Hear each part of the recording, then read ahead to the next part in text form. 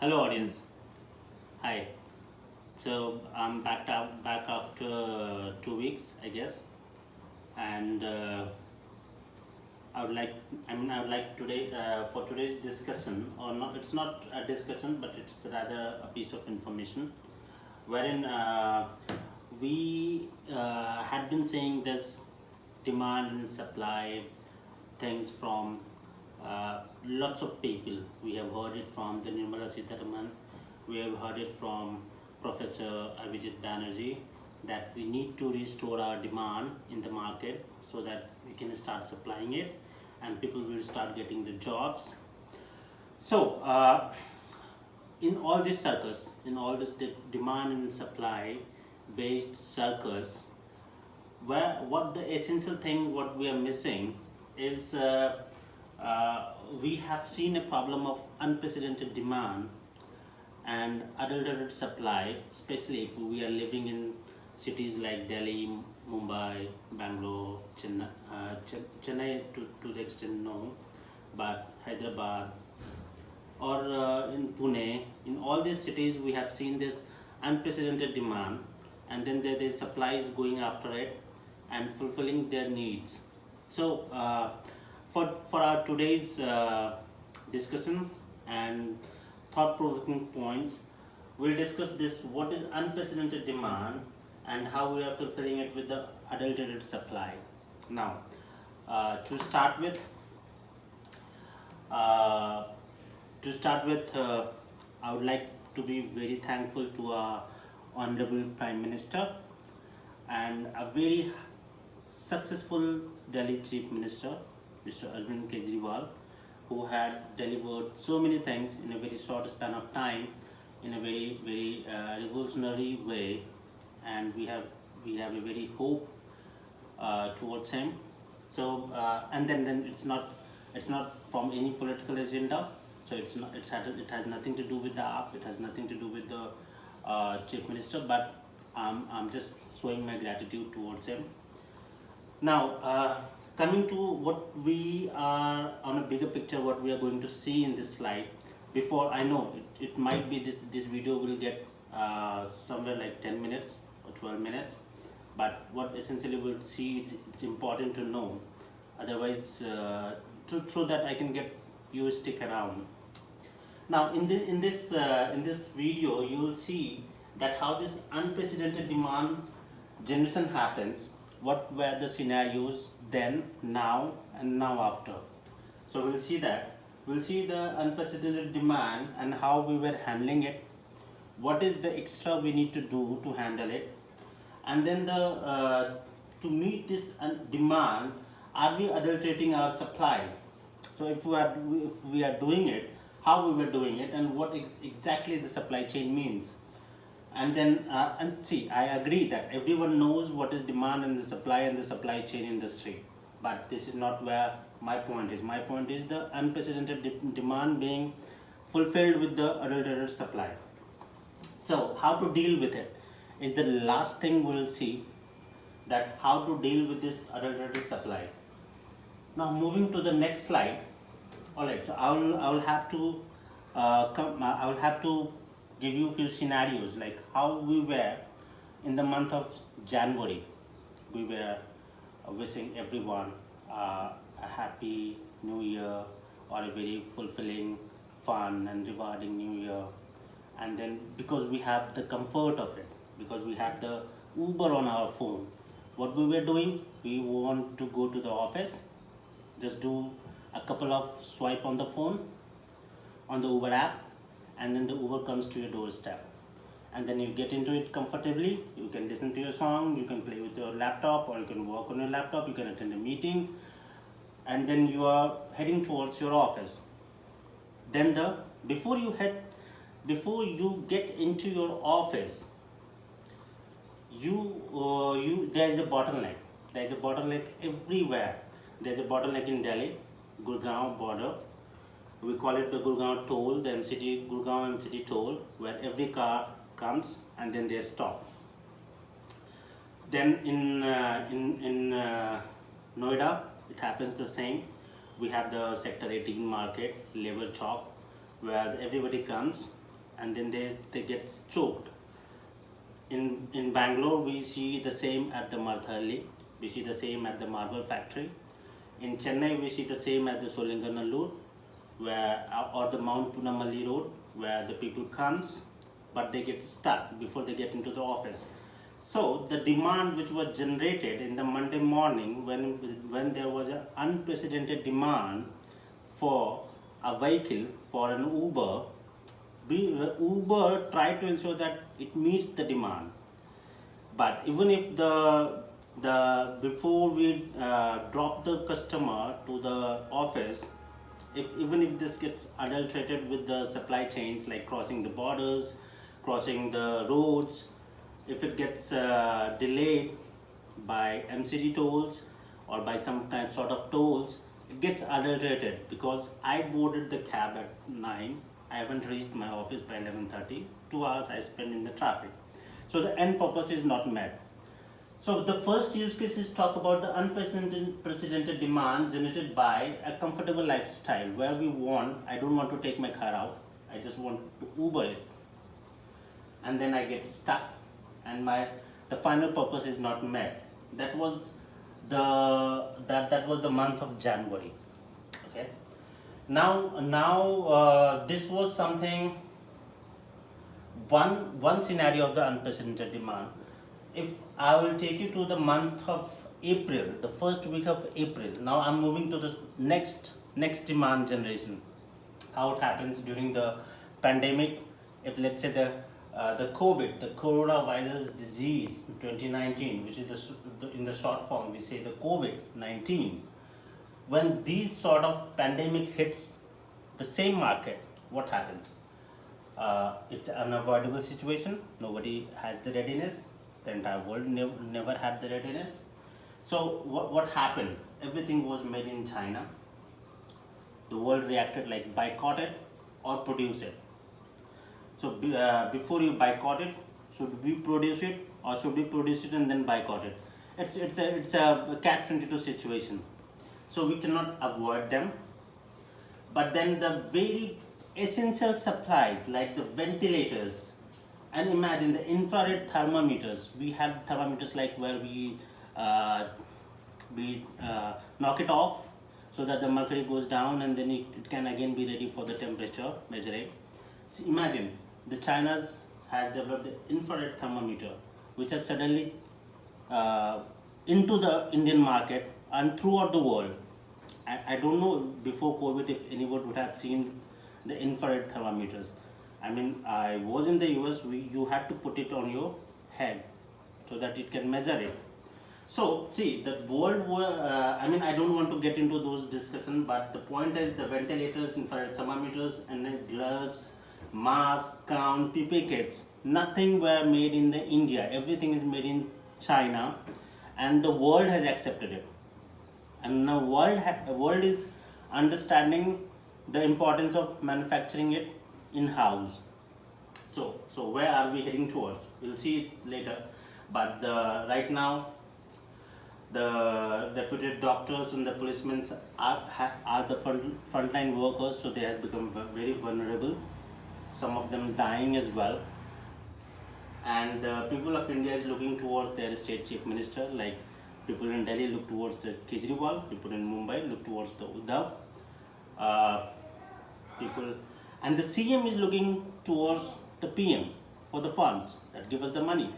So the thing is, it's a chain of reaction. So in this point, what I'm trying to say is this is our current situation in which the solution is long term, but the demand generation has happened, which was unprecedented. So there's two situations in which the demand can be generated unprecedented way.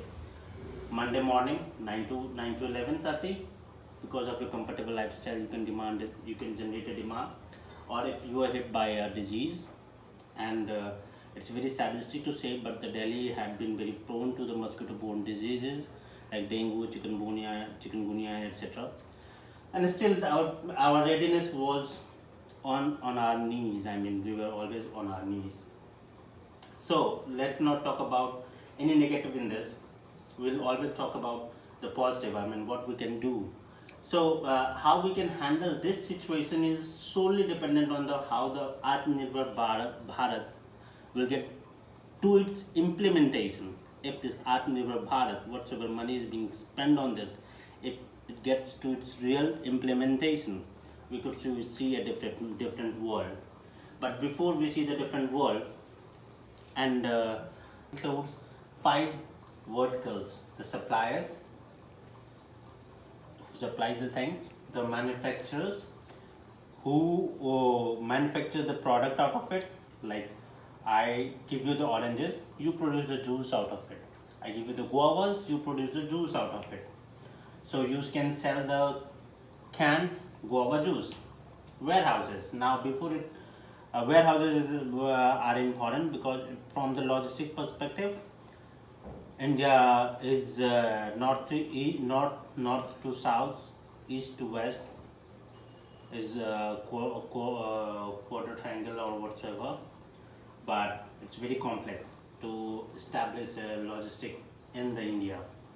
Stores, very nearest. I mean, we only go to the nearest store to buy the stuff. We don't go to, I mean, we never go to the Nasik to buy the guavas. We never go to the Nasik to buy or we never go to the Mahabaleshwar to buy the strawberries. It's just that we visit the nearest store. So the consumer doesn't even know about the adulteration has happened during this chain of reactions. Now, what worries me the worst, and how I came up with this, is like, you adulterate the watermelon. I mean, this is insane. This is inhumane, because watermelon, you sell it during the summer. There are a couple of months in which you sell the watermelon. What's the point of adulterating it? What's the point in it? I don't understand, but yeah, there is a point, because we have this is the link from the YouTube. You go and put your search queries. Adulteration in eggs. The 2 point, the watermelon and the eggs, when they started getting adulterated, this has driven this phenomenon. I mean, I don't find myself good to buy any stuff from the market unless I know this supply chain. I want to know someone to let me know. I am a customer, I'm buying from Reliance Smart, Easy Day or more. I want to know where this was stored, where this was manufactured. If it's not was manufactured, then it is coming from the suppliers. And even if the supplier is directly getting into the store, I want to know about it. I mean, who was the farmer, who were the farmers, who were the manufacturers, who were the warehouses, who has adulterated these kind of supplies like cooking oils, food, or vegetables, jaggery, imagine, gur. I mean, can you believe it? Honey, which never gets adulterated in the nature, you are adulterating it in your supply chain. So somebody has to take the responsibility of it, right? This is where my point lies. That who is responsible, how will I figure out? I am a consumer. I don't know, but yeah, let's see this. This is a small chart. We are consuming plastic rice, hell. Artificial eggs, hell towards it. I mean, the person should burn in the hell who is producing it. Overgrown chickens given antibiotics, overgrown, large legs, watermelon, mangoes, which are just a seasonal food, potatoes, oranges, etc. I mean, the list goes very bottom of it. I mean, I have a list of 150 items which is started from here. But where we buy all this stuff is majorly from the big bazaar, Rajdhani, Easy Day, More, Reliance Fresh, and or etc. It's local shops. Shuffle is a good example. where are the warehouses? I mean, where they are coming from? I don't know, but because I agree that I haven't done enough research. I'm sorry if your name is flashes here, but if you're not involved, I'm very sorry for it. But what I know is the Adulterated Mandi, Gazipur Mandi, and the service provider, and there's some few of the enterprises and involved in this, in meeting this manufacturer to the stores and getting the things delivered. So the warehouse is the mediator. Now, so manufacturers like the MDH. In the last videos we have last the the adulteration turmeric powder. Who does it? Turmeric, is it something to be adulterated for any given point of time? It's so expensive. We consume 250 grams in a month. It is so expensive that the consumer cannot buy a unadulterated turmeric powder now. But the point is, we do it for the sake of we bypassing this chain. So I don't know, even if this chain has been started, organic tattwa and etc. has been started buying from the organic farmers and delivering to the consumers, but I still don't believe the organic farm tattwa delivers the right content, because it's a, you see, adulterated supply what we buy, MSP is what the supplier gets, and this entire three pillars is the margin flow. I mean, if these things comes to here, 10 rupees gets 20, 20 gets 40, 40 gets 60, and we buy it 100.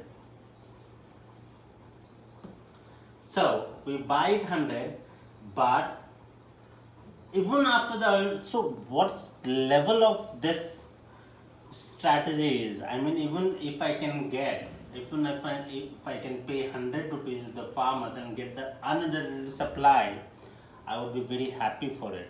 That's the intent of this video. Now we have seen the problem. We all can correlate with it. Now let's see what we can do. I mean, what we can do. We can do as much as we can. What we need is the money. But what government can do is unlimited. So I'm letting this opportunity go to the government.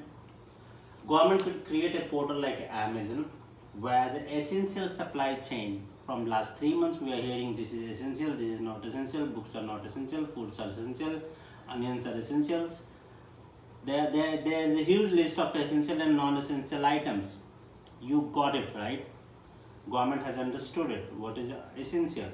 Let's have the supply chain for the essential items. Let's not talk about delivering it through the ration card. I'm not talking about it. But for a bare minimum price and a profitable margin. I'm not saying this should have to be this supply, this guide, because it will be gigantic. Creating something like Amazon is not so easy for the Delhi government or the central government, but they can do it as well. How they can do it is there could be two intent: profit, not profit. Let's go with the profit. Let's have the profit. At least give us the information from whom I'm buying. What, let's say if I'm buying from the Haryana farmers, I'm buying adulterated supply. Let's say if I'm buying from the UP farmers, I'm buying adulterated supply. I can decide between them, right? Give us the choice at least. Let's not set up anything, but in the worst case, if not anything is given, let's at least know the suppliers for us. Who supplies whom? Government knows this. Government has enough infrastructure, FSSI, etc., etc., etc. The food inspector, the adulterated inspector. So, what I want to say, I want to end this in a very optimistic way. I have a very high faith in Delhi government, since they have curb on the unadulterated educations and the health supplies. They had a very good control on it, and I see them very from very optimistic perspective that they should protect us from the profit seekers in the retail industry. So I want the this is the end. I mean, we know this is the end. Now what I want is that I want my government to protect us, to protect the people of India from the profit seekers and delivering the adulterated supply. So this is how I'll call to the end of this today's discussion, because I know, I mean, we are all intelligent, we all understand all the perspective, but it was just a thought-provoking points which I've given to you, that let the government create a infrastructure wherein we could identify who's selling the wrong to us, who's selling the rotten to us, why the supply chain is so rotten. That's what I want to identify. And that should be all for tonight. Thanks everyone.